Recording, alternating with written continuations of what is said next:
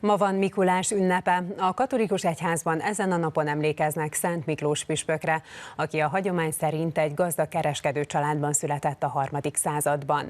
Szüleit kiskorában elvesztette, örökségét pedig szétosztotta a szegények között. 52 évig volt Mira püspöke, szeretteinek, illetve tetteinek köszönhetően pedig már életében szentnek tartották. A Lapföldi Mikulás idén személyesen üzent a magyar gyerekeknek, amely az időjárás jelentések végén látható, de most itt is megmutatjuk. Hei vaan, hei. Joulupukki se tässä. Oikein mukava nähdä teitä taas. Hei, ja kedves majorijärekek. Siip hovas teille ett kiva nok nektek. Jöhet osi is osaanmek osuk ojantik. Kellemestelet is ünnepet nektek innen Rovaniemiből. Ja oikein hyvää joulua kaikille.